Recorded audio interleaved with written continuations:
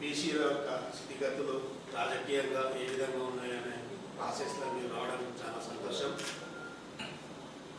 వాస్తవం ఏంటంటే రాష్ట్రం ఆంధ్రప్రదేశ్ ఏర్పడినప్పటి నుండి ఇప్పుడు రిజర్వేషన్లు ఈ రోజు వరకు లేవు. తెలంగాణ రాష్ట్రం ఏర్పడి 9 సంవత్సరాలు అయింది, ఇప్పుడు వరకు రిజర్వేషన్లు లేవు. ఎందుకంటే రాష్ట్రంలో రిజర్వేషన్లు లేవు. మా బీసీలకు పడుగు బలహీన వర్గాలు, మంగలి, కమ్మలి, సాకలి, మరి ఇట్లా చెప్పుకుంటూ పోతే ముద్రాలు, గౌళ్ళ, యాదవులు, ఇలాంటి చాలా కులాలు దాదాపు మాకు 110, 112 కులాలు అట్లా బీసీలలో సమకూర్చడం జరిగింది. ఈ బీసీ మైనార్టీ కింద కొన్ని ఉన్నాయి, బీసీ కింద కొన్ని ఉన్నాయి, బీసీ డీలో కొన్ని ఉన్నాయి. మరి వాటిని చూసి రాజకీయ రిజర్వేషన్ల విషయంలో మరియు ఆ రోజు నుండి ఈ రోజు వరకు 78, 76 సంవత్సరాలు అవుతుంది. రాష్ట్రంలో మా బీసీలకు రిజర్వేషన్లు లేవు కనుక తమిళనాడులో 60% ఉన్నది. మరి తమిళనాడు 60% ఉన్నప్పుడు ఆంధ్రప్రదేశ్లో కూడా 60% చేసి మా బీసీలకు కూడా రిజర్వేషన్ ఒక 10%, 12% పెంచాల్సిన అవసరం ఉంది. కనుక మీరు దయచేసి, ఎందుకంటే మీరు డిపార్ట్మెంట్ మాకు సంబంధించిన వ్యక్తులే, మా దాంట్లో చాలా సర్వీస్ చేసిన మీరు. అలాంటిది మాకు బడుగు బలహీన వర్గాలలో చాలా వెనుకబడిన జాతులు చాలా ఉన్నాయి. మీరు దాన్ని గుర్తించండి, వాళ్ళ కులవృత్తిని గుర్తించండి. మన కులవృత్తిని గుర్తించిన తర్వాత వాళ్ళకి ఏం రిజర్వేషన్ ఇవ్వాలి?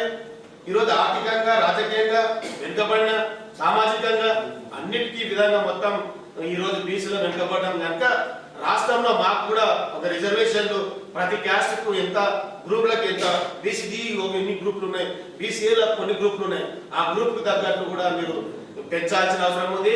కేంద్ర ప్రభుత్వం మొన్న ప్రధానమంత్రి గారు ఈడబ్ల్యూసీ ఏదైతే 3% ఉన్న ఓసీలకు ఈడబ్ల్యూసీ 10% కల్పించింది దేశంలోనే.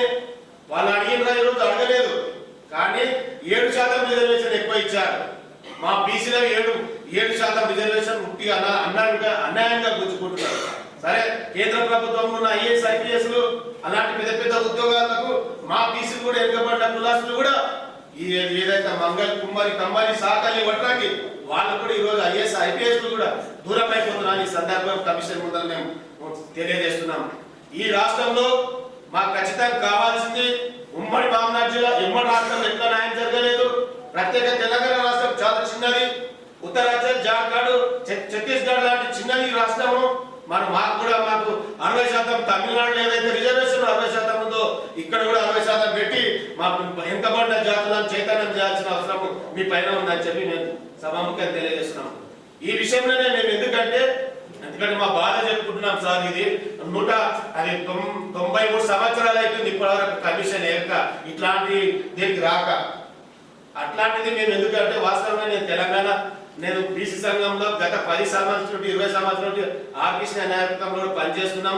ఎన్ని సంఘాలు కమిషనర్ గారు ఇట్లా వచ్చిపోతున్నాయి కనుక కనీసం మాకన్నా ఈరోజు ఎడ్యుకేషన్ చాలా మంది చదువుతున్నారు, ఇప్పుడిప్పుడే ముందుకు వస్తున్నారు, ఇప్పుడిప్పుడే చదువుతున్నారు, వాళ్ళు ఇప్పుడిప్పుడే హైయర్ ఎడ్యుకేషన్ చేస్తున్నారు, ఇప్పుడిప్పుడే మా బీఈడి పెద్ద పెద్ద ఉన్నత చదువులు చదువుతున్నారు.